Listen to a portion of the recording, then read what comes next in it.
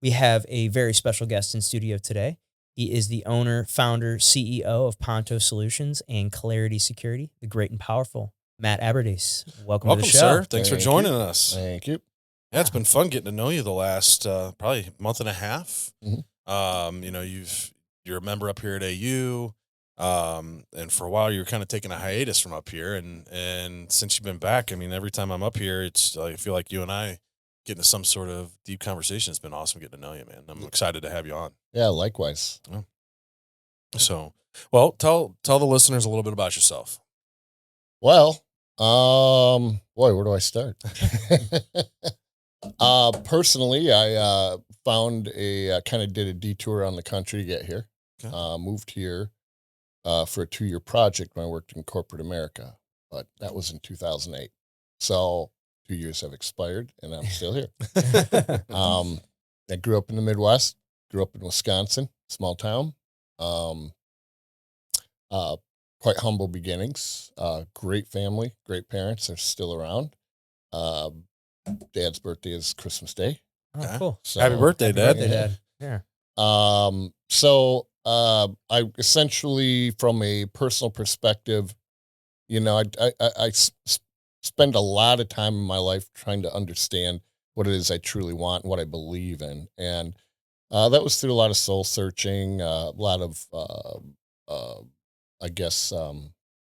reading, self-education, understanding myself a little bit better. And that's been priceless. And that started 25 years ago, and it goes on every day of my life. Personally, professionally, I started out I went to college to be in big corporate America. Loved big corporate America. Loved the opportunity to move around, to learn. Loved all the different opportunities for promotions and advancements and things like that. And I really, really enjoyed it. But after just under 20 years of that, it kind of got to me quite a bit. And that's when I decided to get out on my own and start a company. That was back in January of 2011. And a whole lot of things have changed between then and now. And here we are. We got a couple of great, wonderfully, very successful companies. And I wouldn't change a thing. I love it. And what was the company you started back in 2011? So I started Ponto Solutions in 2011, coming out of corporate America in an executive role. I knew a lot about business, so I wasn't really sure what kind of company I wanted to get into. So I started out as a traditional business consulting company and also did a lot of marketing consulting. And there were people within my network that were trying, hoping maybe I'd come and work for them, but I really just wanted to do my own thing. So I started out with business consulting, staying in the big corporate world, Fortune 500 companies. And so as opportunities came up, I'd fly around the country and do projects with various large companies at their headquarters. And then I realized there's only so many hours in a month you can bill, so many hours in a year you can bill. And by the way, you also have to take care of your marketing. You got to do sales. You got to get new clients. So you are not billing every hour of the year. So I started to focus on marketing programs where I would begin to include products if they were part of the marketing strategy. And so I had one client who's a consumer-based company, and we did a whole bunch of marketing work with them. Actually spent a few years with it, and they ended up by going with a whole bunch of equipment and things that I had done. So when I do business and I get in with my clients, I operate as if I'm part of the organization, or as if I'm spending my own money. And so we look at what's the best way to be budget friendly, yet get the message across on what we're trying to get to. And so I designed and hired some engineers. I'm not an engineer. And we made some new products for a company in St. Louis here, and they loved it. And so we ended up by launching that, and I got into an industry that was that one was refrigeration based. So to get to a path to where I am now, it was a real odd path. That same client then, because of the experiences they had with me, they asked me about digital strategy. So then we started working on digital strategy, and I started to get into the commercial AV world.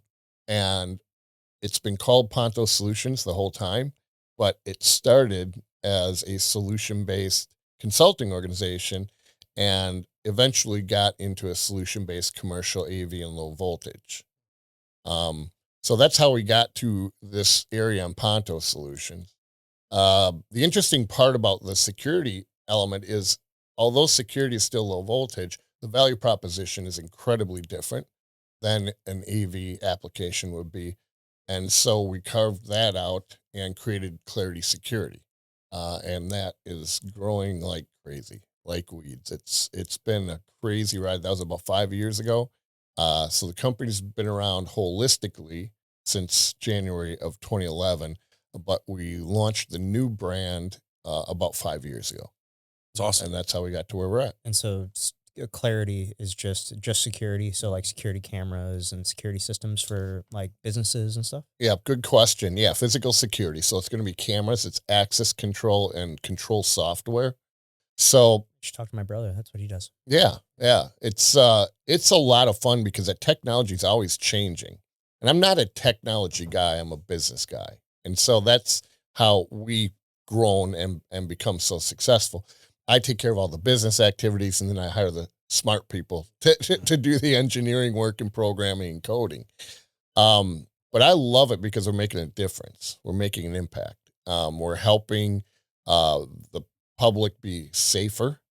We're giving experts better tools to be able to do their job. Some of the technology with AI and facial recognition and biometrics is unbelievable, but we get to go to these big events where there are tens of thousands of people, and you get to feel real secure because of the way technology is developing and the focus that we're having. So it's almost a bit of a battle against the bad people who are trying to do bad things to people. And then how do we get to them before anything bad happens? Right. And so we focus a lot on that. It's a very serious topic. That's why we carved it out. And we have an entire team dedicated strictly, obviously, just to security, and that's all they do, and access control. And so understanding your marketplace is very important, and bringing value to the client is at the core of what we do. So that's why we broke that out, because it's a much more serious business. The AV, audio, video, speakers, amplifiers, control panels, Wi-Fi, internet infrastructure, things like that. They aren't necessarily having an impact or saving lives. So we found out that value proposition needs to continue forward on that path. I don't know. You talk about some diehard blues fans. You know, you're keeping them connected there to their being able to see their teams play. Yeah, that is true, I guess. So you guys wired the whole Blues Stadium? We do the AV work for them. Oh wow. All the TVs and speakers. We don't do any of the inner bowl area. Okay. So not the center, like the jumbo, jumbotron. Yeah, that's not in our space. But you've got all the connections for every single TV station, whether it be ESPN, FanDuel, NBC Sports, all that stuff. That's right. And the way I take it again, I look at it from the customer's perspective. I could have done the center hung, but that's not our sweet spot. And the customer would get more value out of going with somebody who actually does that for a living. And one of my favorite sayings in business is, pigs get fat and hogs get slaughtered. Mm-hmm. If you try to be everything to everybody, and when you don't have the expertise, especially with a professional sports organization, and there's no things like fake it till you make it. It's just not a part of the industry and what we do, especially with that caliber and at that level of professionalism. It's serious stuff. So we turned them over, and I thought they would get a much better experience than having somebody in the middle there. We contacted them direct with the right people that only do that for a living. So they're getting the best of the best, just like with the AV work that we do. We the TVs and the IPTV and the audio and the controls and all of those things, the video walls, the big LED walls. Those are things we are experts at. So we tackle all of that. We have partners and strategic relationships with customers and people that do the other things we don't do. And we typically don't get too much in the middle. We facilitate an introduction and stay on as active as the client would like us to participate. And we move forward with our stuff and we help them out with the things that are not in our strategic plan to conquer or are not something that we would consider ourselves subject matter experts. Well, that's awesome. Well, and I mean, from where you started and to where you are now, I mean, you've shifted a lot. You've reinvented your company and all that, which is something that a lot of companies tend to not do, and they will fail. What was it, or was there some sort of trigger or something in your mind that was like, all right, we need to shift to this? And then once that got through, all right, we need to shift to this. How was it that you were like, what was the mindset or what was the trigger that caused you to mentally want to re-innovate and change into something new? Well, I looked at the whole picture. So 360-degree view. So if you think back of everything that I mentioned, you talk about, okay, well, there's, in theory, I wish there was only 2,080 work hours in a year, but as entrepreneurs, there seems to be a lot more than that, as you all know. And so we had to do a pivot there because otherwise, you're capping your income or you're adding additional consultants. And my consulting process is a kind of a mix between academic and practical. So I've studied for years and years under some major corporations and certifications and all the things you get in corporate America and put a practical spin on it. So for me to teach somebody my methodology would have been a lot of heavy lifting. And it would have taken years for that person to perfect that process. So I found a different way to do it. And you leverage that and you leverage your network. And that's when we started to get into products. And we saw the success rate in that. And we said, this needs to be our focal point. Although we do still offer consulting services. Now the primary function here is we are working with, you mentioned the Blues with our AV things, they're not putting up 5 TVs in their building. They're putting up quite a few more. So that's what we do. And then we said, okay, we got to get after the areas where we can bring value to them and show the value that we bring. That also gives us big opportunity for growth and expansion.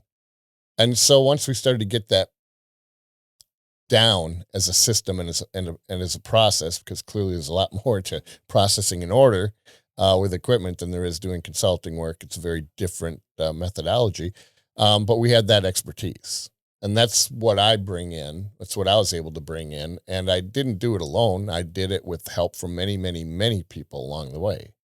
I'm a big advocate of understanding your limitations and making sure that you are fully prepared.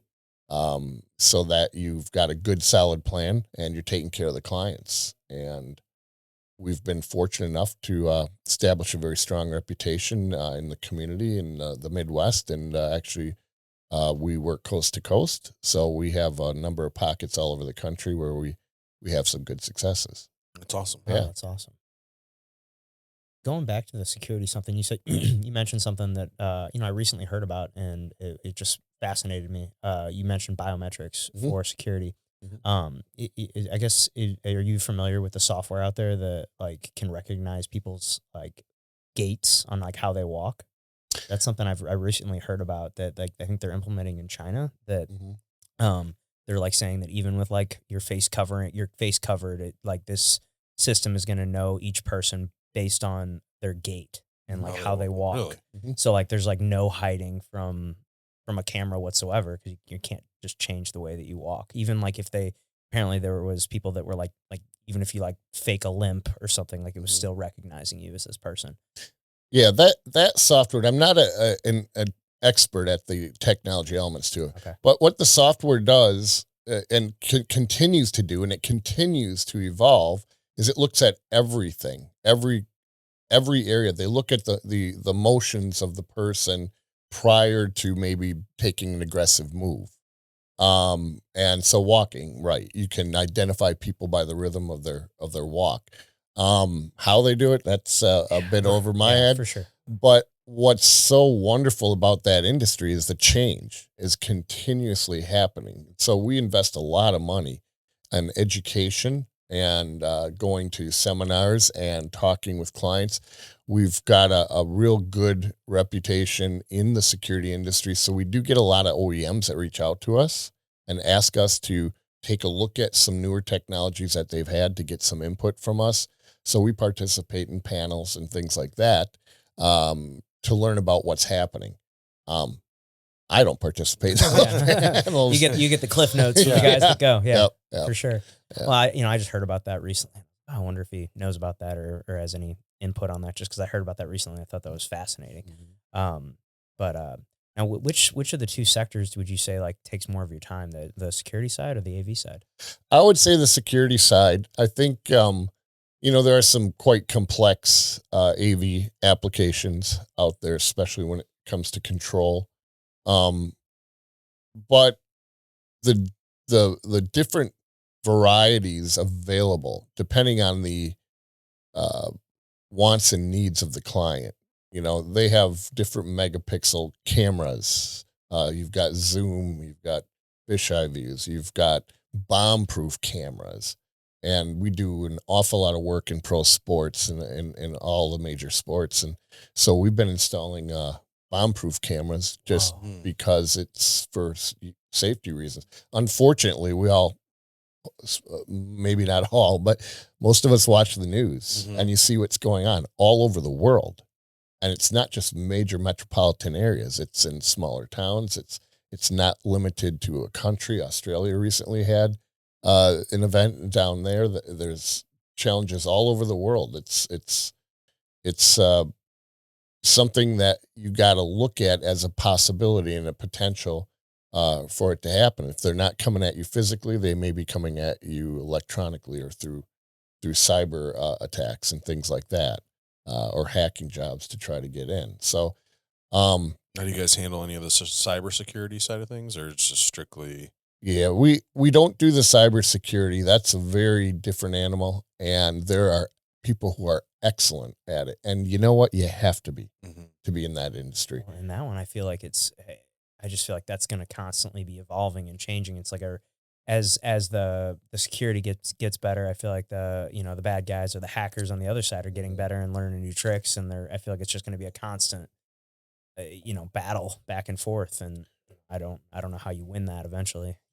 Well, there's been a lot of things that have changed in the industry, especially with hacking. And again, that's not my area of expertise, but I was able to have a long conversation. We work with a company that does ethical hacking because I want to know what the trends are on that side of it as well. And so do my folks. And so we leverage that information that we gather just for us to understand from the customer's perspective what might be the challenges, since we're not in that side of the industry. Oh, but you kind of got to tie to it because Exactly. they could hack into your stuff, and now they're in control of your cameras. Shut them off and go do whatever they need to do. Yep. And, that's why we look at everything, even though we don't offer it as a service. It doesn't mean that my guys aren't experts at it. Yeah. So we need to know the things that are going to influence our systems just as well as our systems themselves. And so we do take that approach and make sure that we're there with everything. And I'm fortunate enough, I got the best team in the world. They're awesome. They're incredible, incredibly talented. And we'll just say we've been very successful in managing that part of the business. So it's awesome. Speaking about growing a team, I know that's usually a common theme that we talk to with the entrepreneurs that we have on. That's one of the hardest parts. What are some tips or what are some things that you've done to build such a solid team and surround yourself with these experts? Yeah, it's a great question. A lot of that has to do with leadership style, has to do with how you run your company, has to do with trust, making sure you're asking the right questions before you present a job offer to the people. And how do you find those really, really good people nowadays that sometimes it seems so hard to find people, especially in niche areas like what we're doing.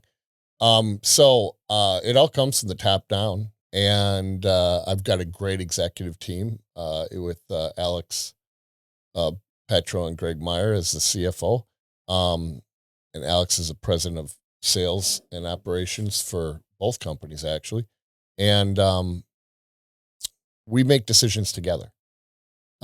It's not one person doing it. It's not me telling them what's going to happen. It's maybe me coming up with ideas. We talk about it in our weekly executive meetings, and then we arrive at a conclusion. And I am the last level of approval, but I'm not one who vetoes it. So if my idea is something that I want to do and we vet it out with the other two guys and they don't agree with it, then we don't do it. But we don't do it based on opinion. We don't do it based on emotion. Everything's on fact and logic. So if somebody has had a bad experience with something and there's some emotional attachment to it, that doesn't count. It has to be fact-based or logic-based to make the decisions. So sometimes all three of us will look at it and say, yeah, you know what, maybe it isn't a very good idea. And then we talk through it. We introduce what's called the rule of the opposite. And that gets you thinking. And then sometimes we come around and we all say, holy cow, I'm glad we did that. Mhm. It worked out great. And we engage with our employees. My belief is that the people who are the best ones to talk to before you make a decision with the organization are the people who are doing the work. And so I've got a very open door policy. I'm always open to suggestions, ideas. I get a lot of questions. I'm a big seek to understand before being understood person, because sometimes it seems like the leadership is making decisions that doesn't make sense to the employees. Are you a Jocko Willink fan? No. No? No. Because he talks a lot about stuff like that within his books that he writes about in terms of leadership Yeah. and how it's not a top-down mentality, it's a collaboration. And that is exactly right. And then when you introduce a new topic, the organization was responsible for making the decision. So then that starts to reduce the amount of questions as to why is management doing this, and that constant communication is very, very important. We try to help everyone understand in the organization. We encourage everyone in the organization to act as if you're the owner. So make good decisions. Pat, your point on leadership style, a lot of that revolves around personality, understanding yourself. The best leaders understand who they are and what their strengths are and what their approach should be. I think that's the very foundation of leadership. And once you understand what you want and what you believe in and how you want to operate things, we don't have any egos in our company. Everyone's got equal voice, and we may not always listen to everyone. Some people have more experience, but you explain that to them. So then you get the whole team involved and engaged, and they feel like they're a part of it. They feel like they're leading the company, and it's not a style of strictly top down. This is what the boss wants, because sometimes there's many things I want, but they're just not right. And we figure that out through the conversations or working with the rest of the organization. But yeah, I love that style. Oh, it makes sense. I mean, like you said, you're not on the ground every day doing all the work, the hands-on work, like Mhm. some of your employees are. So things that may make sense in your brain actually don't compute to being on the ground or on the site doing the job. That spot on. It's the practicality of leadership. So I've experience in business, operating businesses, starting businesses, working in big corporate America. That's my strength. It's not security technology, access control technology. It's not commercial AV technology. It's business. And so you've been a part of successful and probably not successful companies or Mhm. successful leadership. So you've seen it Mm-hmm. from all angles, Right. able to learn on the fly. Yeah, and you surround yourself with good people, and people who know what they're doing, know what they're talking about, people you can trust. I look for a few characteristics in the people we hire. Um, which are Loyalty Yeah. is one, passion is the other, and intellect. Intellect encourages objectivity, and objective thinking is critically important in my organization. You can't be linear focused.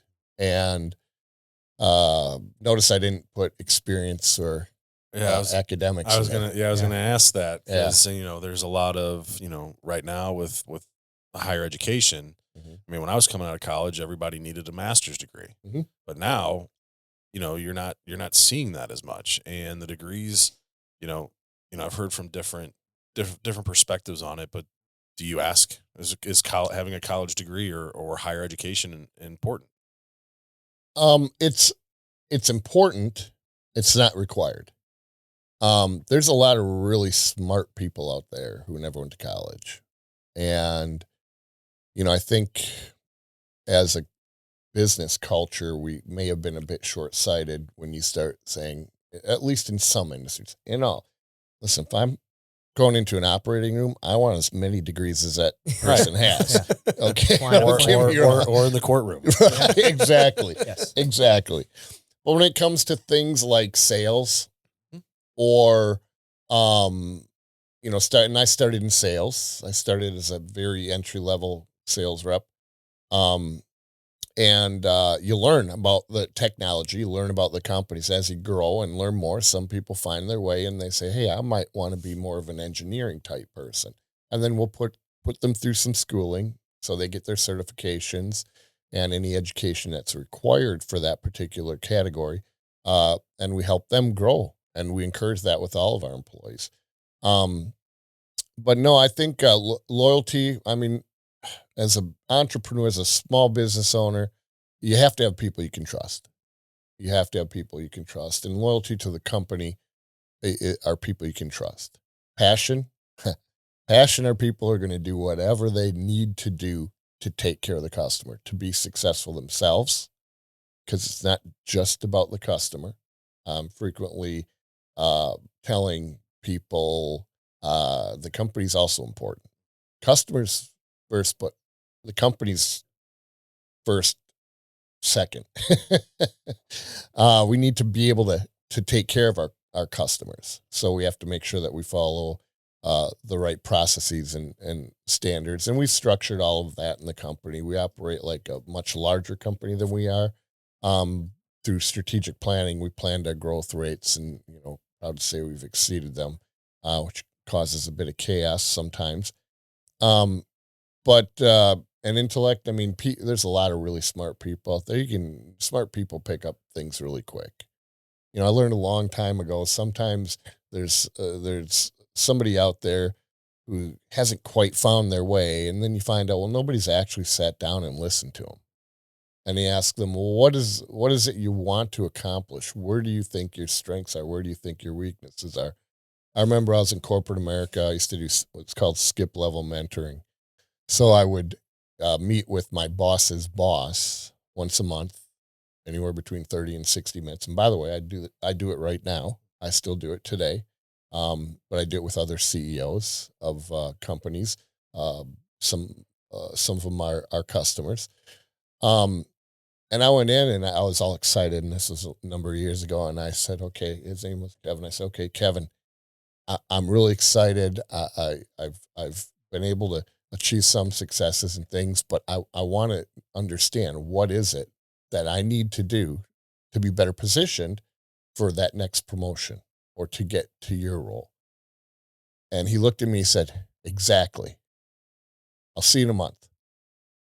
And I looked around, what? Oh, okay. I'm not really sure what that means. And I thought about it. I said, I get it. He's saying, yeah, Matt, you tell me what you need to do.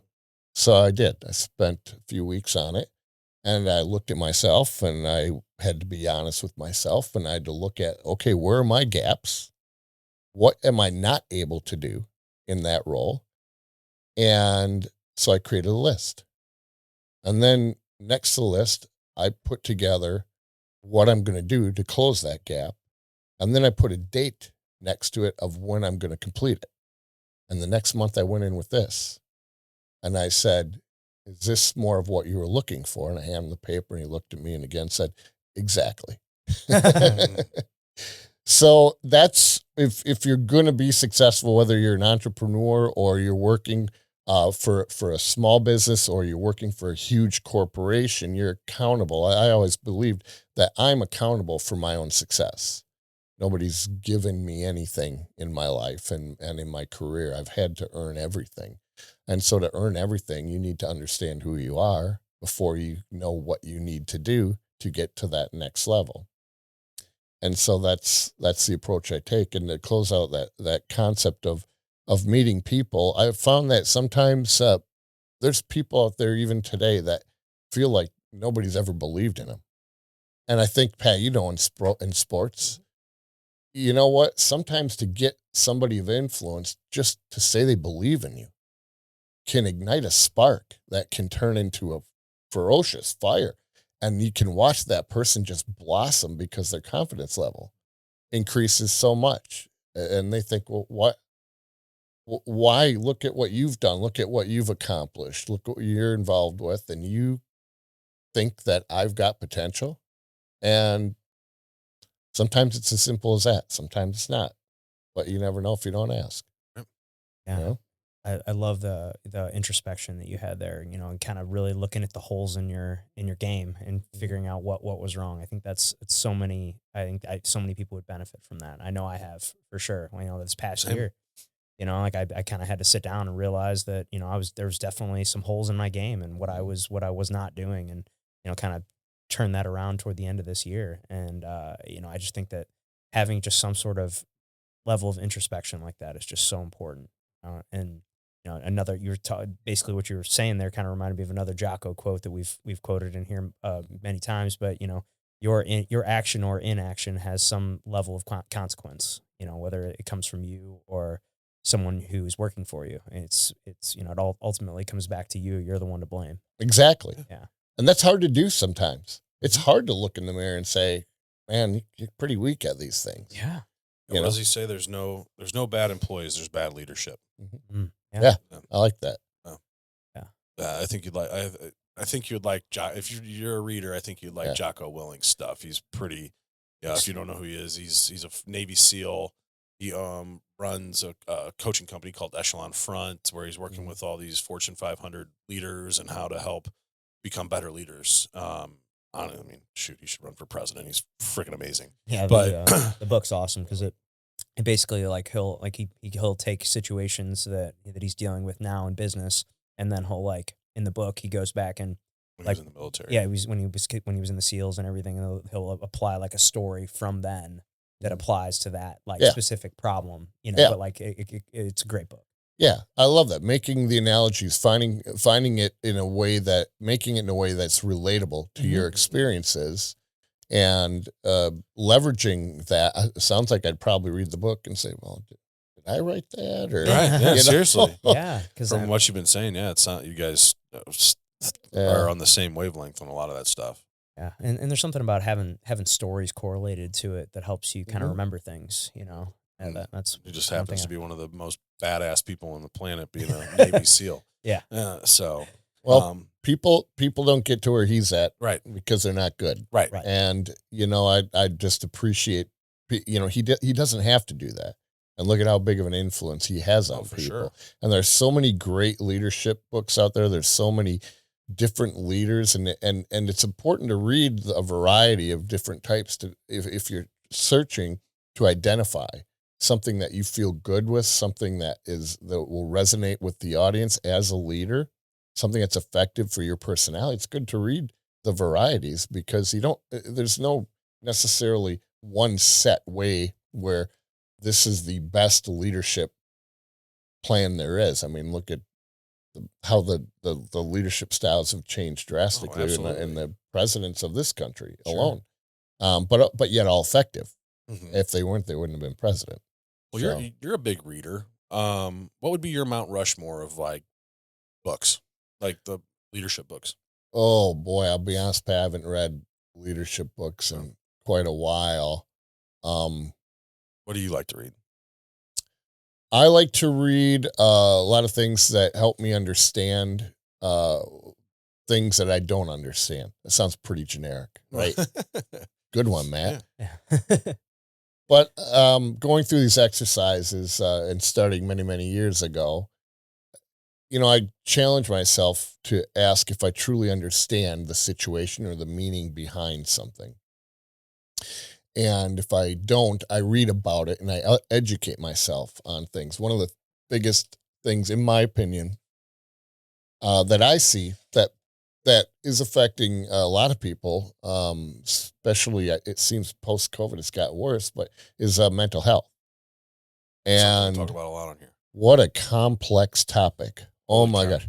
There is not another person in this world that can understand what's going on in your head, or my head. I mean, some really good professionals that, can see some behaviors that they would recognize, but we're all unique people.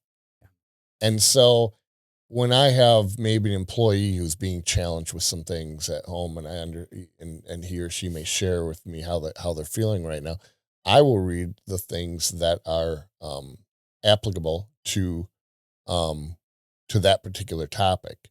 And so it's a self-education thing, whether it's through reading or meeting with subject matter experts, or candidly coming here up to Adventure Unknown, Pat, and maybe having one of our chats. Yeah. Saying, hey, man, I got a situation. Have you ever had this before? How would you handle it?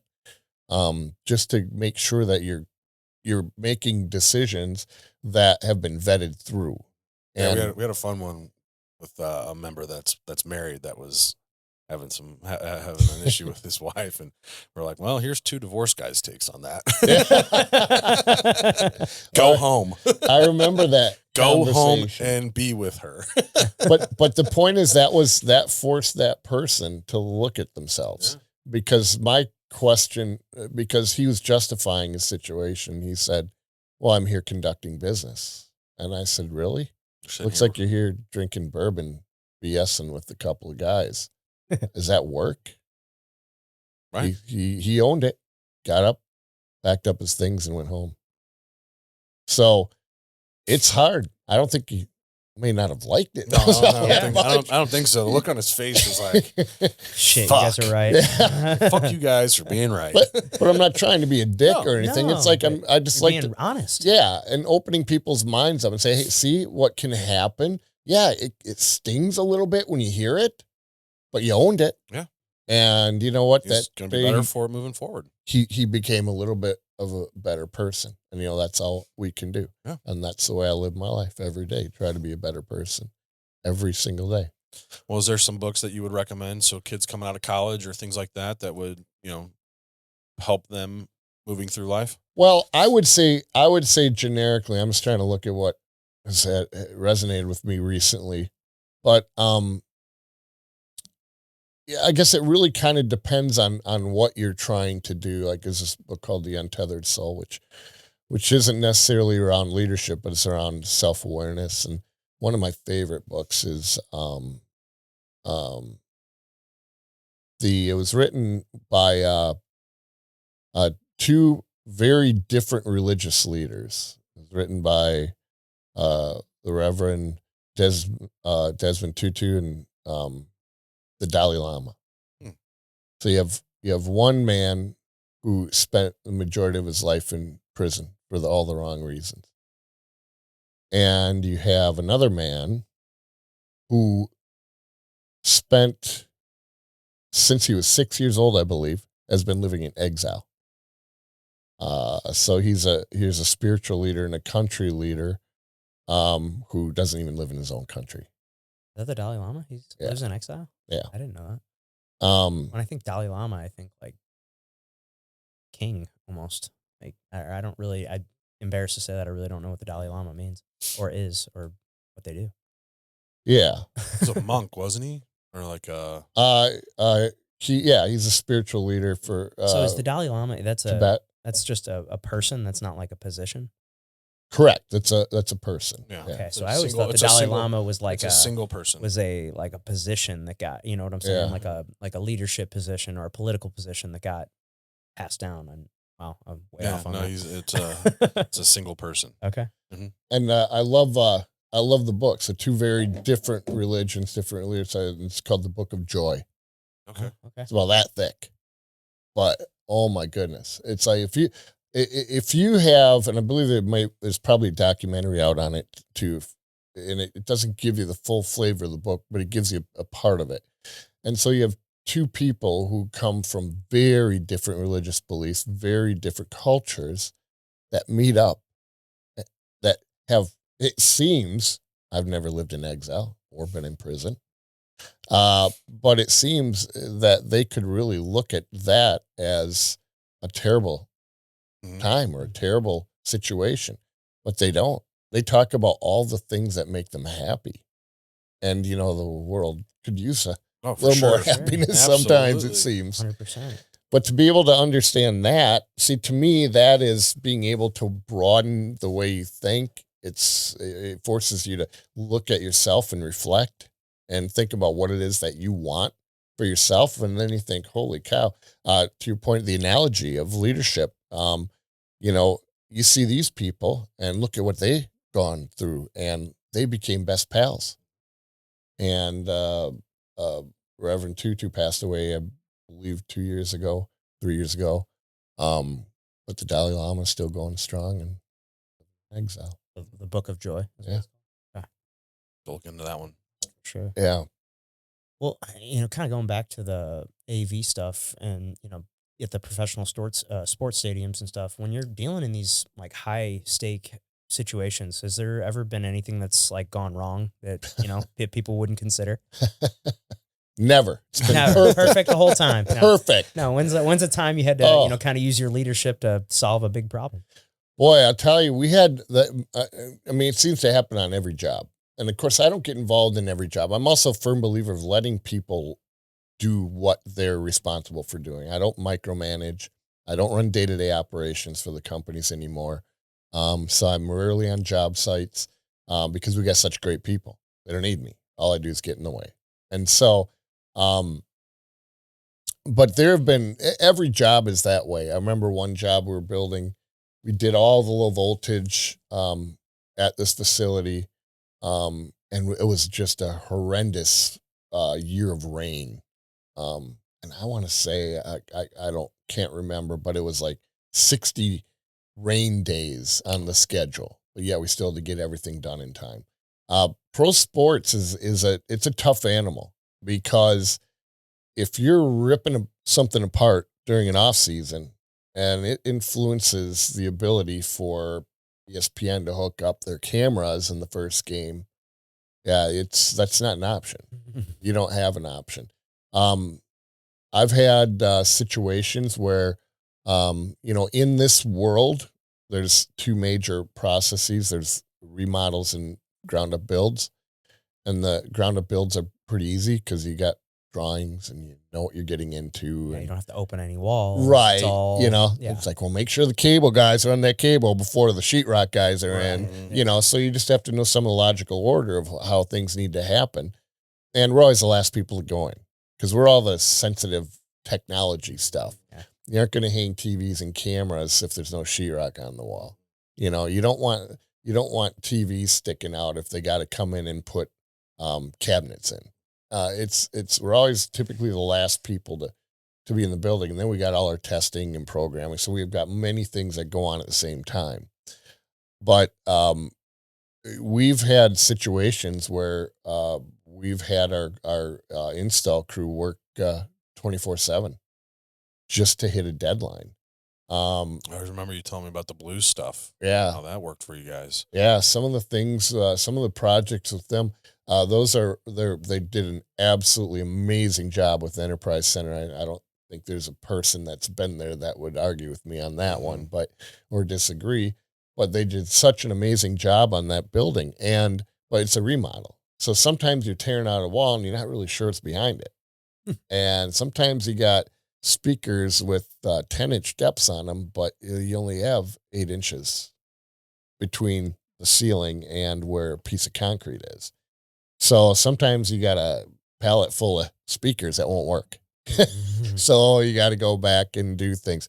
If the whole project falls behind and I got to get my cabling in and the sheetrock guys are on your ass because it's like, you guys got to get this done because I can't get this done for my deadline. And there's so many things that happen that interact with one another. So it's a real interesting process. But we always seem to find a way to figure it out. I got some real nice compliments. Well, I don't want to get in trouble by saying any names, but I remember Coach Berube came up to me one time and he said, "Matt, you guys nailed it. You nailed it." Coach Berube, Chief doesn't give people compliments unless he means them. Yeah, that's awesome. It was a big compliment to me. We've had CEOs of these sports organizations who have said, "You're the best contractor I've ever had, not in your industry, ever." That's And awesome. that's nice to have. That's a huge compliment. Big compliment. But it's constant communication back and forth, and it's the way we operate. I get a kick out of it. Sometimes people would say there are certain people who say, "I don't worry about Matt's company. He doesn't know about anything about the industry. He'll be out of business in a year." Really? Yeah. I started in 2011. Yeah, still here. Still here. And, 14 years strong. Yeah. And had the strongest growth year. That's Amazing. awesome. So how See many ya. employees total do you have? We usually are somewhere between, well, we flex up and down, so sometimes we'll have 20 installers that we'll use. Otherwise, the core group is usually, right around 25. Wow. So it's relatively small. I was expecting you to say a much bigger number. We're very efficient. It's amazing. We're very structured. We have processes, standard operating procedures that we had run, and then we hit a certain point where they weren't working anymore. So they weren't scalable enough. So spent a year rewriting every SOP for the company. As a team, the leadership team did it. It had to be scalable, had to be easy, had to be practical, understandable. And the end result is we could take on more business without incurring all of that additional headcount. Efficiency is the name of the game, and it's getting more and more competitive out there every single day. I mean, as a small business, the hard thing is balancing your overhead, especially when you have employees. And one of the reasons I wanted to be an entrepreneur and do these things is because then I could control how the employees would get treated. And so we do an awful lot for our employees. They're like our family. I'm Uncle Matt to some of the kids of our That's awesome. employees.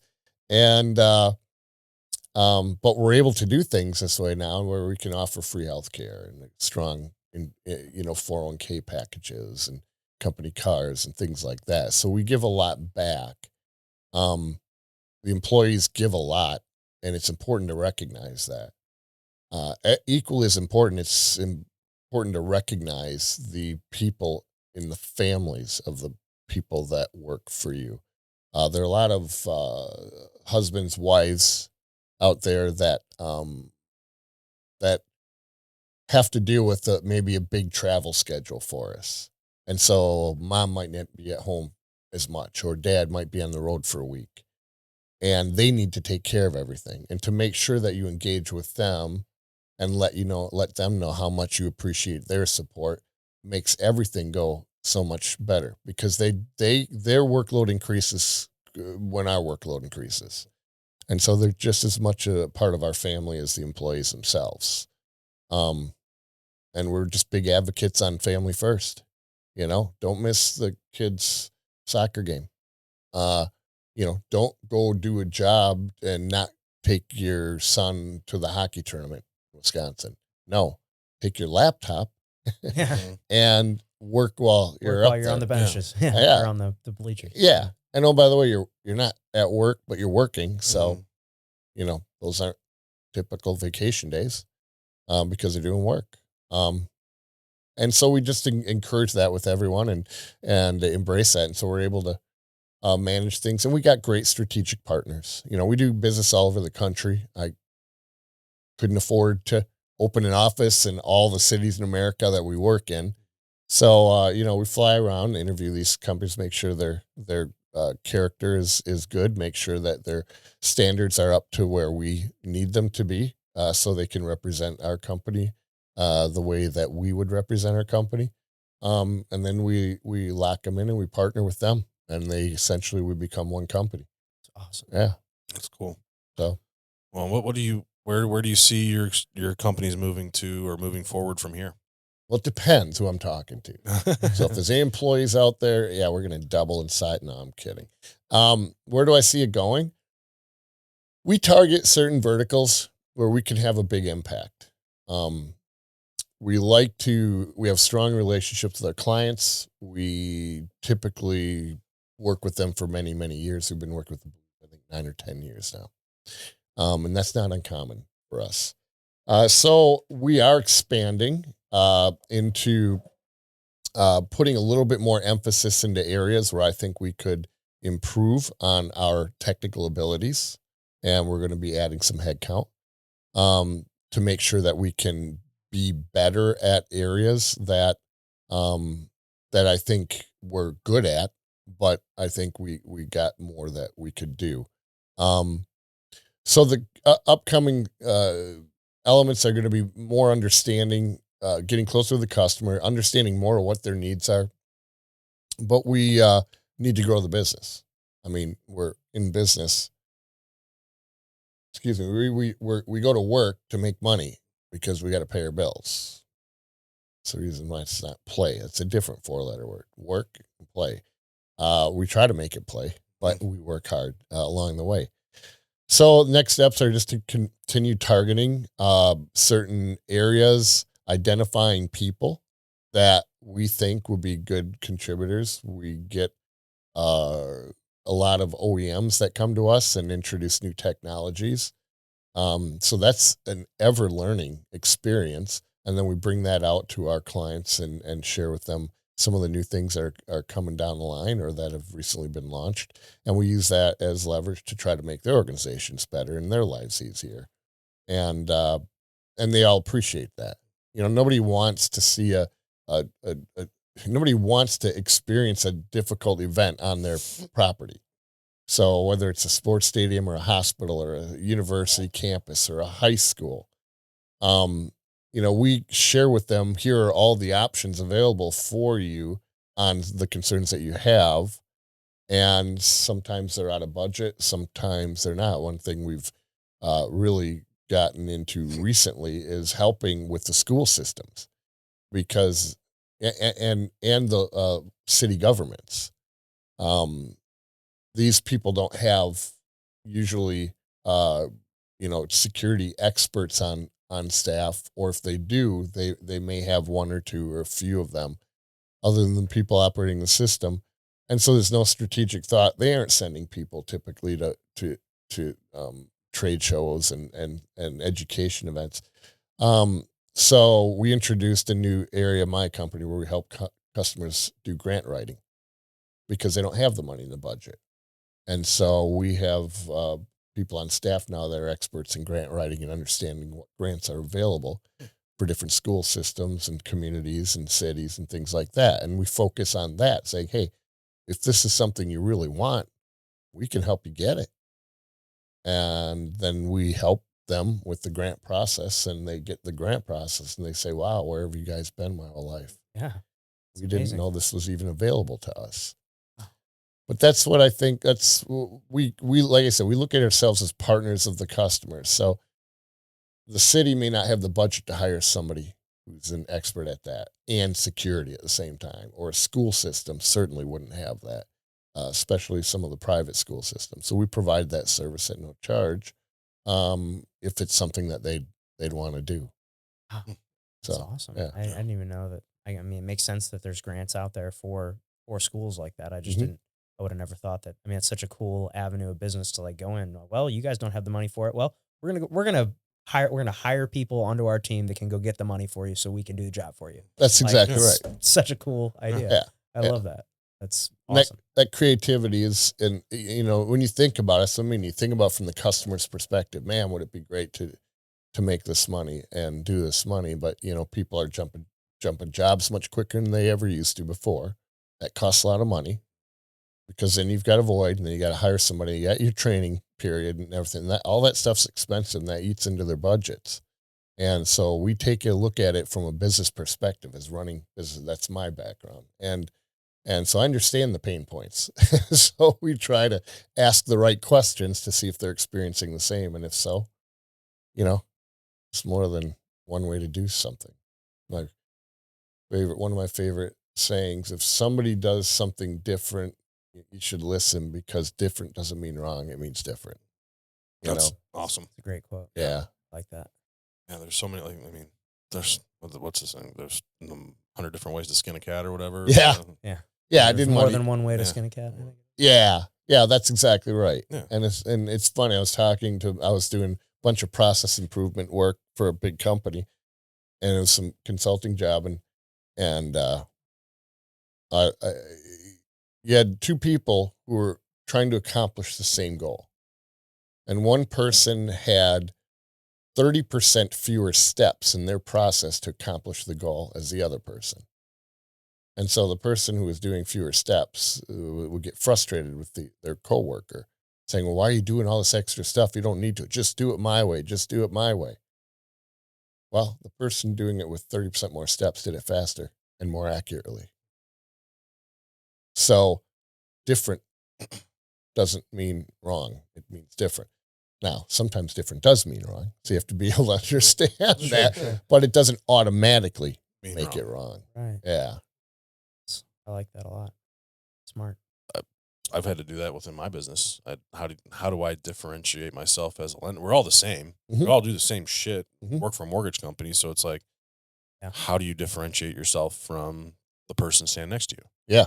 Everybody was talking about fast pre-approvals, fast. And I'm like, no, we're gonna go slow. Yeah. Why? Well, my buyers are more educated than your buyers. They know exactly what they're getting into. You think that person's gonna refer me over, you who just offered them a quick pre-approval? Mhm. So no, it's one of those things, and I don't know. It's I think the people that are disruptors and the ones that do think differently and are going to be the ones that are moving forward and doing better. And You nailed that one, Pat. You understand your customer. That's what you said. I understand my customer, and my customers are not that way. Now, I also like to point out B2B, which is all my experience, is way different than B2 consumer or consumer-based things. And people have different strategies in different ways. So sometimes they cross mix. I think you think of mortgages, for example, to your point. Now you're talking people's money, and people are likely to be more reluctant to part with their money than a business. But yet you're catering to an audience that may be different than the folks that are coming in and buying for their first houses, for example. These people may have bought 3 or 4 houses at that point. So identify that, and then how do you structure your company and the culture of your company to be able to fit and match the culture of the people, the types of people that you're targeting to be your customer. That's very important. It's a great point. Great example. Definitely. Yeah. Yeah. Well, you've spent a ton of years solving a lot of these complex problems with all the consulting and everything. Mhm. Can you think of a time where there was a problem that you thought was more technical, but turned out to be more of a human problem? Human problems. There's no such thing. Come on, man. Well, yeah. It happens all the time. As much as you want to believe everything that everyone says, sometimes the things that people tell you aren't true. So I remember we were looking at getting a new ERP system for the company. And so, Which is what? Enterprise software that will essentially run the whole company. So processing orders, invoicing, all that stuff. So a lot of the stuff as small businesses, we use segmented solutions. So an ERP is integrated in, and it pulls everything together. Now, big difference between paying $100 a month to QuickBooks and buying a $500,000 ERP system. Yeah. So small businesses sometimes are forced to do some of the other ways. But so we were looking at it, and I brought in some consultants because I mean, I'm too close to it. And so I wanted to make sure that I was thinking of this objectively. And it had to do with one step in the process that was holding everything up. And that one happened to be closing out jobs. And they didn't realize that things like closing out a job triggered an invoice because it was more of an entry level role, somebody relatively new in business. But you know what? Shame on us for putting such a big responsibility on somebody who doesn't have that knowledge or experience. So it wasn't an intentional piece whatsoever. But so here we're going down the path of this just isn't working. I don't know what's happening here.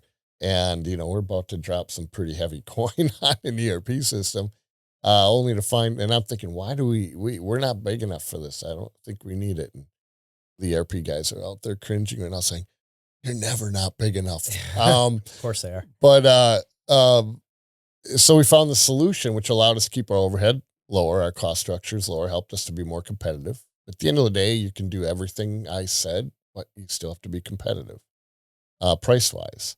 You can partner with your client all day long, but if you're, 40% higher than everyone else, then what good does it do? But so we fixed the problem, and it went away.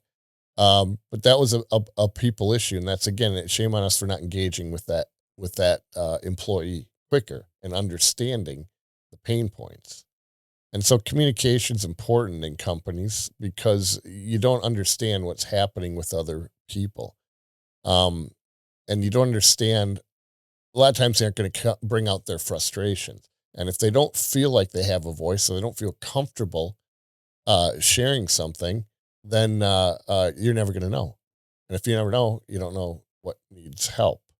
And you're never going to hear it if you don't make those people feel comfortable. How do you make them feel comfortable? You engage with them and bring them in as part of the decision-making process because they've got the knowledge that you need to make the decision.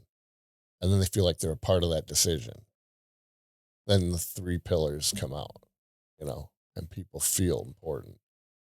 And I'm not saying corporate America doesn't make you feel important and things like that, but I don't know. I feel more important in a small business myself, For sure. personally. Absolutely. For sure. Small businesses make America go around, But, well, you mentioned and emphasized mental preparedness.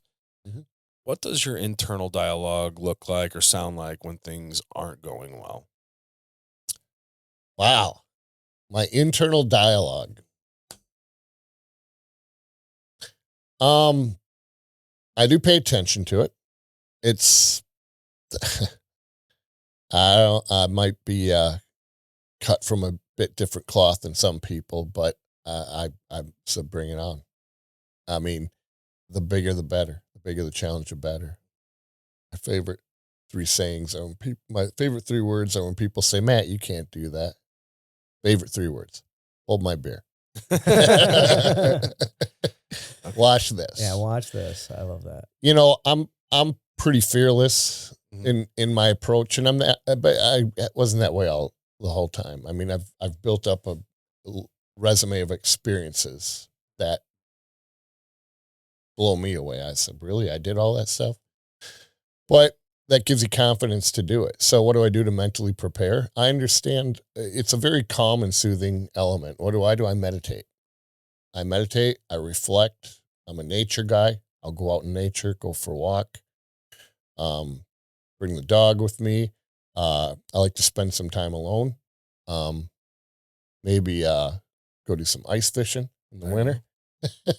And just get myself prepared. I also eliminate all the distractions in my life. If I know I have something really big coming up and there's a couple lingering things that I need to bring closure to so they're not just hanging around, I'll bring closure to them.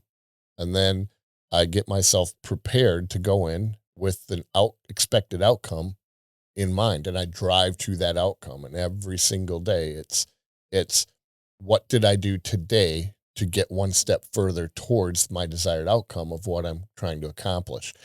One of the challenges with being an entrepreneur or with people starting their career, everyone's so busy, right? Everyone's so busy. First of all, if you want to see an improvement in efficiencies, hire somebody to come in and do a time management workshop with your team. you aren't going to nail it, but everyone will pull something out of it. It'll make them a little bit better. So I have this little exercise. I still do it with myself every day because we're so busy. At the end of every day, I write down what I accomplished that day. And when you start doing that, I remember I had an employee once, he's like, I can't do it. I don't have time. I said, why don't you have time? Well, I got to do my email. I got to do this. I got to do this. And there's more talk about that to understand prioritization, which is a little bit different conversation. But I'll tell you what, you can do it one of two ways. Write down what you need to get done that day on your whiteboard, and when you do it, erase it. Or write down what you completed, not what you worked on, what you completed that day. And, first week goes by and I met with the employee. He said, how's it going? I said, horrible. I said, why? He said, my list got longer, not shorter. Okay. And then you ask them, well, why is that? And I always encourage people to try to figure out their challenges, on their own through asking questions a certain way. And, lo and behold, the second week, at the end of the week, guy was so excited. He ran to my office. I said, what's going on? I said, I knocked one off today. And I said, attaboy. Next thing you know, the next week, he got 2 of them done. A month or 2 goes back, and next thing you know, it's like he's got spare time because he didn't really drive to the result.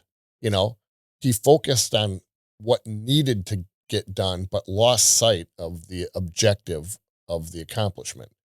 And when you do that, then you're not driving towards the end goal. And so that's a little exercise that I do as well, because when something big, if something comes in and says, okay, Matt, we got to take care of this big client, or we got to do this, or I have various organizations that I support with fundraising and charity and things like that. And so I need to stay on task with what I'm doing. So you mentioned right in the beginning, Pat, sometimes I'm here, sometimes I'm not. I love coming to Adventure Unknown. I come here every day if I could, but I can't. Mm-hmm. And those things come with the ability to learn how to prioritize, which is also a learned element when it comes to business understanding. If you understand the outcome, you're going to be able to prioritize it better. And it's that way in life too. And so I've always taken that approach. Make sure you're mentally prepared, make sure you don't have a whole lot of distractions, and understand what you need to be able to be successful. So it's a few things that I know it's people say, yeah, how are you doing? They say, I'm surviving. I'm thinking, that's too bad. Mm-hmm. I live life to survive. I live life to thrive. And, you challenge yourself. And I challenge myself all the time. And lo and behold, look what you guys have accomplished in your careers. I mean, and you've got this wonderful program going on right now, bringing in all kinds of really great people. I've had the honor of meeting some of them, and you're doing good things for everyone. You're making the world a better place. Thank you. That's the goal. One person at a time. That's the goal. That's my mantra. Make the world a better place, one person at a time. Yeah, man. If we don't have a giant viewership by any means, but I mean, if one person hears something and gets something out of every episode, that's enough for me. That's all I want. And you never know.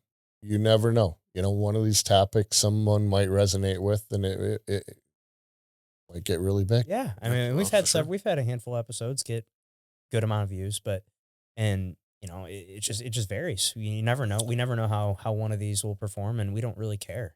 To be honest, I mean, I want them to do well, of course, yes, but am I heartbroken if the episode only gets 25 views? No, it's fine. Are you content with your objective?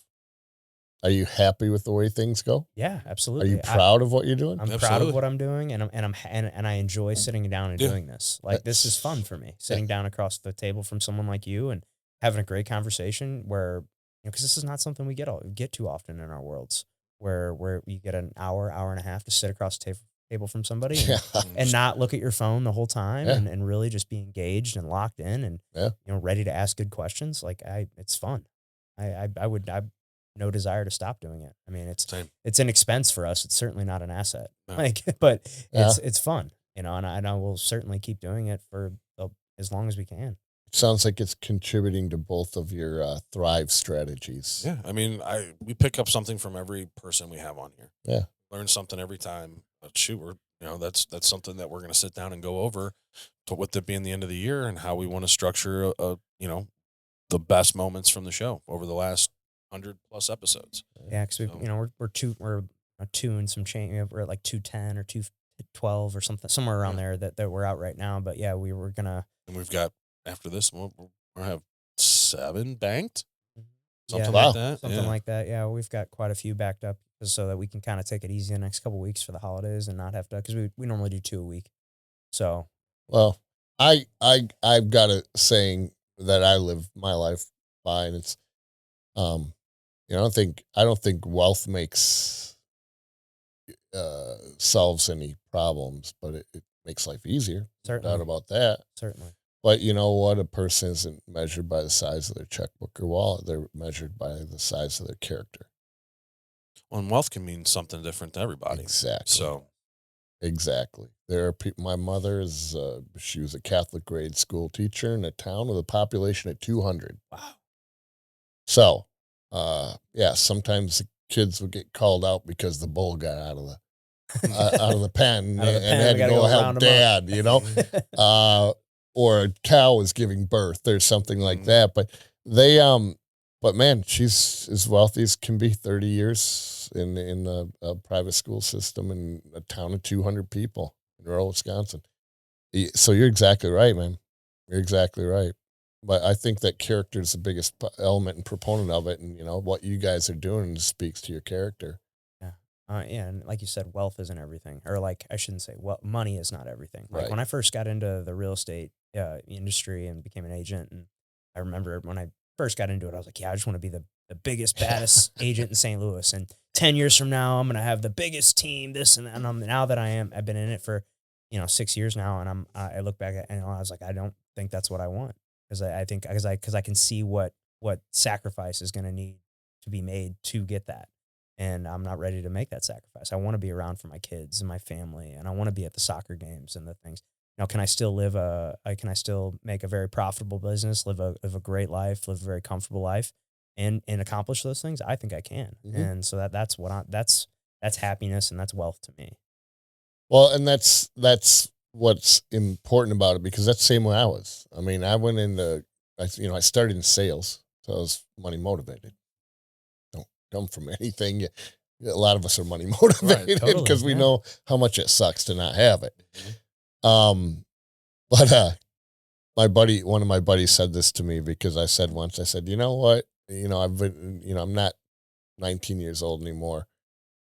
And I've had a wonderful career, and I've done, I'm a saver. I'm not a spender. So I've been planning my retirement for, ever. I don't know what it was. I'm trying to think about it. I think my 401k contribution on my first paycheck was probably like $6, because I just didn't make a lot of money, entry level sales job. And, but I did it. I started it. And, I was financially motivated, and that's how I started my career. And it's okay if it changes over time, because all that says is that you're understanding what's important to you. And you have different events that occur in your life. I never had children. So I never did a transition from being money motivated, financially motivated, to self-fulfillment and character. That's when I realized that I didn't really understand what I wanted and what was important to me.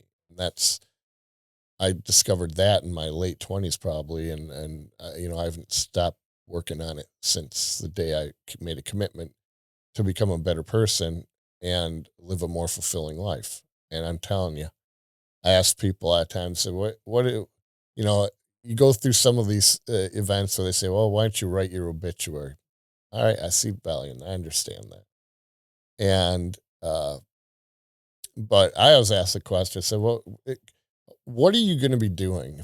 If you're, that your time on earth is coming to a close, and you're in the hospital and you're in bed, what are your emotions? What are you feeling? Are you crying? Are you sad? Are you scared? Are you upset? Are you disappointed? And they say, well, what would you feel, man? I said, I'd be laughing my ass off. Yeah. looking back, saying how wonderful of a life it was. I think we just take a lot of things for granted. My opinion. The old sayings. I'm a big fan of old sayings. Mhm. You know why? Because they're old for a reason. Right. Right. Yeah. Stood the test of time. Yeah. You know? Yeah.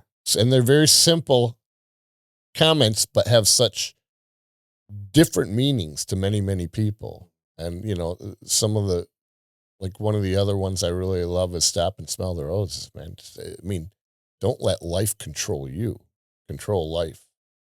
And make sure you understand what is important to you, and make sure you're the person laughing when you're at your end of days saying, man, I got as much out of this life as I possibly could.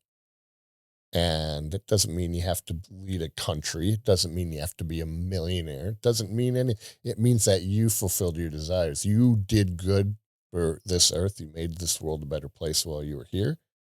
And you did it in a way that made you feel good, and you've developed your character. And, another reason I think we've seen quite a bit of success in business, and I attribute this to my personal life as well, is I've got a very strong commitment to one saying, which is just always do the right thing. I've lost good money because I've had some maybe employee made a wrong decision, and maybe you lose money on a deal, but it's our mistake, and take ownership for the mistake. And then you don't beat up the employee. You make sure the employee understands what they did wrong and just chalk it up as a learning. I've been hearing this around the club a little bit more. Somebody said, I won't tell you who I said it to, Losey, but, there's no such thing as failure. There's no such thing as a loss. There's a win and a learning. And the only way you fail is if you don't learn anything from it. Yeah, you let that failure define you as a person. Yeah. So don't call it you failed. Don't say you lost, because my immediate question is, what'd you learn from it? And if they say nothing, I say, yeah, you failed. Yeah. For not learning. Right. Yep. 100%. It's like that old saying, I got knocked down 8 times, but I got up 9. Yeah. True. So yeah, we had that discussion on another podcast. We got another buddy that has a very successful podcast that we've done a couple times, each individually and then together. And him and I were going back and forth on this forever. Oh man. Felt bad for Zach. Zach's just sitting there just watching, like watching a ping pong match. Watching ping pong match, watching you two yell at each other. I'm like, Jesus. I'm like, all right, can we change the subject, please? well, we beat this dead horse for the last hour. Let's move on. But I mean, it's true though. I mean, that's for me. Like, if in that situation, yeah, if he lost money. Sure, he lost money, but he's if he doesn't learn anything from how he lost the money, then yeah, that's a failure. But I was just like, dude, I guarantee you're going to learn something from it, and you're going to come back and be a bigger success after that. Yeah. He's like, no, I'm still a failure. I'm like, that's your mindset. Yeah. So and mindset's so important. That's a great word, because your mindset can change over time. Certainly. And if I look back at my career and I look back at myself as a person, how I've changed over time, it's been significant, but it's going through life's journeys. And, there's another old saying which kind of gets beat to death a little bit, but it is, not to drink carbonated water next time here, is that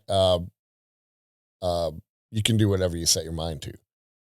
Because that concept changes. The meaning of that saying does change. For me, it changed over time as I got wiser, not older, wiser in the ways of the world, and went through my learnings. Because that's something that, it encourages you to kind of do it helps me encourage myself to continue moving forward. And it's okay to write. I remember when I'd have a bad day in corporate America, sometimes I'd be like, fuck this place. And I'd you know what my best therapy was? I'd get out and look at my resume, or I'd tweak my resume. I'd say, wow, look at what I did. So to me, it helped by reminding myself that, yeah, maybe I had a few learnings along the way here, and maybe I had a leader who didn't quite lead in a way where they where they were all that effective in that situation. But you really can. I mean, I remember when I got out of college that I paid for, and I had to take a loan out, and I was fortunate enough to have an early network there where I had access into one of my friends whose mom was the head of a small credit union, and so they gave me a signature loan. It's like $2,300 or something like that. But I had to take that loan so I could afford to take my first job, because my first job was in the Twin Cities, actually. And so here I am in a foreign town, much bigger than I ever lived in. And I remember the company hired 2 sales reps for one territory. They gave you 90 days. The winner got the territory. The loser got their resume back out and tried to find another job. Wow. Sink or swim. And it was literally cold calling, pun or no pun intended, in Minneapolis. And my first months were November, December, January, February. Oh boy. Yeah, that's cold. And you're literally knocking on office doors, trying to sell office equipment, and in the cold. But that company also was rated the highest sales training company. They had the best sales training company in the United States. And that's why I wanted to work for them. And so I went in, and that's how I learned. It's like, okay, I took a loan out to take a job that I may not have in 90 days. And sometimes you have to take those risks and calculate risks, but I knew I had the drive, and so I went after it. But when you start from that, and you can get up and you get into, I don't have time to go through everything, but anyone can do it. They really can. You just have to have the right mindset. That's what to bring back to that word. You got to believe in yourself, and you have to have the courage. And that's a word I use a lot in business. It's courage. Mike Critelli, the former CEO of Pitney Bowes, taught me that one. It was pretty powerful for me. And you can do it. You can do whatever you want. Yeah, I agree with you on that one. It's amazing. Yeah. I've heard something recently that kind of piggybacks on that, is that people underestimate what they can complete in a year and overestimate what they can complete in a year and underestimate what they can do in 5. Which I think is pretty true when you really think about it, or, I think the thing that people were talking about was like a weight loss thing. And in particular was like, I've talking about someone who's, morbidly obese. Maybe they're 400 pounds and they've got a lot of weight to lose, and they think that they're like, oh, I'm going to get to 200 pounds in a year or whatever. Or maybe it was less than this, but if you could certainly do that in 5, or, or they, underestimate what they can complete in 5, maybe in 5 years they're running marathons. Yeah. I mean, it's like, well, we got a couple examples. One, we got the guy at our CrossFit gym who's lost, I think, 160 pounds. Yeah. Yeah, in like 2 years, I think. Awesome. Yeah. Good So like for 2 him. years, I think. Yeah, he looks great. Yeah, it looks amazing. And then that UFC fighter who lost 250 pounds just to make heavyweight at 265. He was like 500 pounds or something, and he lost all that weight to make, because that's the heavyweight limit in the UFC is 265. Oh, wow. Yeah. Insane. He basically had to lose one of himself. What was that over? That was over like 5 years? I think so. Like in a matter of 5 years, he lost all the weight so that he could, and how he lost a lot of the weight was doing, like fight training and stuff. Yeah. And, and then he was like, wow, I've gotten kind of good. I might as well start fighting. And then, it turned into him losing all this weight and becoming a pro fighter. And now he's in the UFC.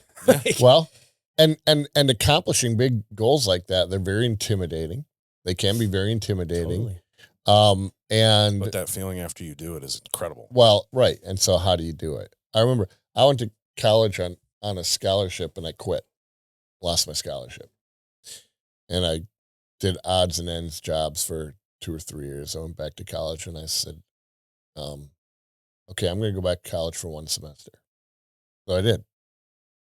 At the end of the semester, I said, okay, I'm going to go for 1 more.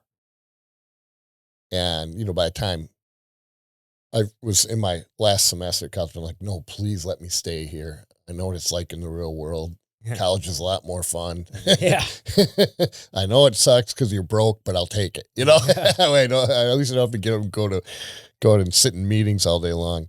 But it's another old saying, and if you think about it, there's so many different analogies of the saying, and it's the whole "how do you eat an elephant one bite at a time?" Yeah. And so when you have that intimidating situation, it's like if your goal is to become, a millionaire, say you're financially motivated, and you're sitting with nothing. Well, guess what? Like I said, it started with a $6 deposit into my 401k on my first paycheck, and one day at a time, 1 week, 1 month, 1 year. And pretty soon before you know it, you look at, holy shit, look what I did, Yeah. And regardless of what you're doing with sports, Pat, your journey into pro sports, it's like, yeah, well, look at what I did. If you look at the statistics, and I should have looked them up before I did, but I have a cousin who got drafted in the NFL, and it's like less than 3% of the people, I think, that that are draft eligible or enter into the NFL draft actually get drafted, and even fewer actually make a team. And it's like average tenure was like 2.5 years. So don't quote me on all this stuff. I know. I don't remember exactly. Well, I know for baseball because they told you this when you got drafted, but 1% of the world's population plays baseball, of which 1% will go and play high school baseball, of which 1% will go play college baseball, of which 1% will get drafted, of which 1% of the kids that get drafted make it to the big leagues. Yeah. So 1% of 1% of 1% of 1% was where I got. Didn't quite get that. Yeah. That next one. But yeah, that's what they tell us. But you got to 1% of 1% of 1% of 1%. Correct. My cousin, he was not a superstar. It's a great story. Got my nickname. It's a great story, and so he grew up in rural Wisconsin, and he got recruited to run track, and he passed and walked on to play football. And he went on full scholarship, I think is his sophomore, junior year. But he's a wide receiver. By the time he graduated, he had tied or broke every school record. That's awesome. Then he won the Burlsworth Trophy. Then he got drafted by the Green Bay Packers. Can you imagine that? Right. I mean, Green Bay Packer football in Wisconsin is a religion. Mm-hmm. It's hallowed ground, Lambeau Field. I mean, it's I'm a bit biased, but to be able to play high school, walk on, get scholarship, get the highest trophy offered for walk-ons when he graduates. Have you seen that movie about him? I did. That's incredible. Yeah, it's amazing. It's a great movie to watch. A bit sad and inspirational at the same time. Yep. And then to get drafted in this, and his whole goal, he said, I just want to play at Lambeau Field one. That's all I wanted. Didn't matter what level. That's all I wanted to do. And he made it for 4 years, I think. And, awesome. Had injuries and didn't break any records in the NFL, but he did it, man. He did it. My buddy of mine, he was a running back for the Air Force Academy. And I said, I'm proud of him. He said, proud of him. And he's the one who started off these statistics. He said, I don't care who you are. If you make it even close to that level, it's nearly impossible. So that's why I'm very happy about how proud you are of what you accomplished, Pat, because you earned it. You did. And we all do, but you didn't earn it. Nobody gave it to you. No. That's the key. You got to go out, you got to fight, and you got to have a game plan, and you got to be humble, and you got to make sure you can look at yourself and say, what am I missing to get drafted? And you worked on that, and that got you drafted. And, you didn't break any home run records playing in the big leagues, but how many people can say they made it to where you did? Yeah. But that is it. It's through goalkeeping. That's why I said, well, that's the thing too but that's the thing. People will spend too much time in the goal setting and the process setting and not actually, you got to step out and do it. Yeah. I think the greatest example do of that the thing, is, Yeah. do the thing. Yeah, that whole do the thing speech. Yeah. I love that. It was Have you awesome. ever heard that before? Yeah. Yeah. Yeah. It's like a walk the walk thing. Yeah, You know? it's like, thinking about the things, not doing the thing, making Yeah. a to-do list about doing the thing is not the thing, making a social media post about doing the thing is not doing the thing. You know, it's just like a whole, like, 20 different things about not doing the thing. is doing the thing. And it ends with, doing the thing is doing the thing. It's funny. It's like, somebody said this to me one time. It's not my saying. Ideas are like assholes. Everybody has one. Yeah. You know? Yep. And they all stink. Yeah. Yeah. Well, that's like this. I mean, this podcast started from a single text message on a Saturday and us just jumping in. And that Wednesday, we were recording our first episode.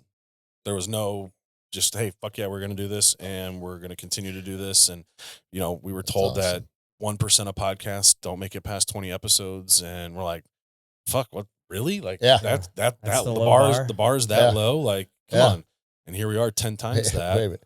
1% make it past 20 episodes. Yeah. Yeah. You know, I'd say, hold my beer. Right. Yeah. Exactly. That's pretty much what we did. We're like, really? That's what it is? Like, I was like, we're going to get there in like, a couple months. Yeah. Like, it That's wasn't what that we hard. were. We were there and, what was that? 10 weeks. Yeah. We Something were like there. that. So by, what was that? March? Yeah. Yeah. Beginning of 2024, March of 24, we were at 20 episodes and we're like, wow, like that. I don't feel like that's anything special. Yeah. So, but you just keep getting after it. Yeah. And just keep showing up. Every week. That's the thing. Just do it. And you do it on thing. And you stay strict to your morals, to your character.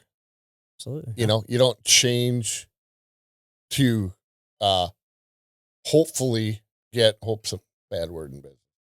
To hopefully double the amount of people or triple the amount of people that see it, you stay true to the character of what you're trying to accomplish. It's too hard to fake it for this long and for this many hours. You know, like you can't really fake. You can't put on a mask here. You can't pretend to be something that you're not. You know, when you've done hundreds of hours, there's hundreds of hours of Pat and I talking on the internet at this point, and like you can't fake it for that long. Yeah, you know, like sure, maybe I could fake the first maybe 20 minutes if I pretend to be this person that I'm not, but my true self's going to come out at some point. Yeah. And you'd only be able to do it for like 1 or 2 episodes. Right. You know, and so it just, you know, you have to, you can't fake that kind of thing. I don't think. I mean, if you can, you probably some kind of psychopath or something, you know, like, and it's important to understand those statistics as well, because it helps you with goal setting. And you should, you know, I always believed that I would challenge myself on them. I'm not going to set myself up to win every time. And if I fail, then I'm pretty simple. There's all this stuff kind of comes together with me. One way to skin a cat, you know, different isn't wrong. It's different. But if the plan you're working isn't working, there's only one thing you can do: find a better plan. And the reason I like that so much is because it doesn't say, look at what other people are doing. It says, find a better plan. Think outside the box. Overused. Do something creative. Oh, comparison is the thief of joy. Yeah. But do things on your terms and do things the way you want to do them and what you believe in. If what you're doing isn't working, find a better plan means you better understand why it's not working. And then you create a better plan. You don't go take what works for somebody else. You find what works for you. And then that creates all kinds of things. I mean, you look at music genres nowadays. How many genres were there 30 years ago? You know, 8, 10, 5. Now it's like 500. Oh, yeah. Every bit. Everybody, all that individualism, all these people came and said, this is what I like. Oh, well, a whole bunch of other people like that kind of stuff too. And all these new music genres came out, not because somebody said, well, maybe I should do it that way because that's the way it was done. I won't expose any company or geography names. So I was doing a bunch of work for a company one time, and I was going through everything, and this drives me crazy. I did most of my corporate work out in New York City metro area.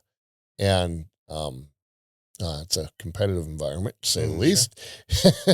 But growing up in the Midwest, I was able to assimilate back in the Midwest when I came to St. Louis. So, but I was consulting and I asked why they're doing things. You know, with my, again, opinion by Matt, the 3 words that are the most important words in business for you to be successful: are the words, help me understand. 3 most important words in your career, my opinion. And that, and for a whole lot of reasons that I won't go into right now. But when I was going around, I'd ask, well, help me understand why you're doing it this way. And one person say, oh, because that's the way we've always done it. Okay, well, why do you do this way? Because that's the way we've always done it. And third time, that's the way we've always done it. I kept hearing that's the way we've always done it. I said, well, could you do it a little bit differently? And they said, no. I said, why not? And the employee said, because that's the way we've always done it. Mm-hmm. That was their answer. That doesn't work in business. No. And that was the root of the problem. That was the culture that particular company supported. And they didn't do the right things to help people better understand what they're doing and what they do and how what they do impacts the organization. And so they just keep doing things the same way. Well, you're just going to, at that point, you're not growing. Yeah. You're dying. Yeah. Yeah. Oh. Ants Marching. One of my favorite songs. Mm-hmm. Well, Matt, this was incredible, man. We've really enjoyed having you on here. Yeah. This has been great. Thank you so much for your time today, and really appreciate you coming in. But we do end the show the same way every time. So before we get you out of here, Pat's got one last question for you. Well, you mentioned writing your own obituary, so this is similar to that. We play a little game called the Tombstone Game. Uh-huh. Here lies Matt. Yep. What's it say on your tombstone? How many words do I get? Tombstone. As much as you want. Unlimited. I guess the question, I guess I would perceive it, the question as being, how do you think people will perceive your time while you were on Earth? And I think what people would say, and what I want people to say, and I hope that people say, and every day I live my life to show this, to walk the walk, to not just talk the talk, is he's somebody who came in and every single day of his life did something to make this world a better place. He helped people. He helped people understand themselves. He helped people to become better through a servant leadership style, through showing what can be accomplished and believing in people and bringing out the best in people. And his objective was all around just doing the right thing and make this world a better, happier place, one person or one event or one situation at a time. I call this group of people that I've mentored over the years, or people that I'm taking, I'll occasionally take on a mentee. Now I don't have as much time as I used to, but I love doing it. And I love helping people who are curious, who want to learn. And so I call these people like starfish. It's not my poem. I did not say this. It's a relatively popular poem, but I love it. And I do a speech around it. It's about this little girl on the beach after a hurricane. There are thousands and thousands and thousands of starfish washed up on the beach. And this man standing up on the road, looking at the girl on the beach, throwing the starfish in water, just like getting frustrated. And he's saying, what's wrong? Is this little girl crazy? What's happening? So finally he walked up to her in his suit and he said, little girl, what are you doing? And he said, well, I'm throwing the starfish back in the water because it got washed up on the beach from the storm. And the businessman said, why would you do that? What's the point? Look around you. There are thousands and thousands of these. It doesn't matter. You're never going to be able to help them. It just doesn't matter. And as he said that, she bent over, picked up another starfish and threw it in the ocean and said it mattered, that one. That's good. And that's what I think about. It mattered to Pat or Zach, or I did something that mattered to that person. You know, I'm never going to be the guy who's going to get up and lead large masses of people. I've done that. I didn't. That's not my strength. My strength is the starfish story. And that's what I hope people think of me as, somebody who cared a lot about other people and spent his life trying to make this world happier and a better place, one person.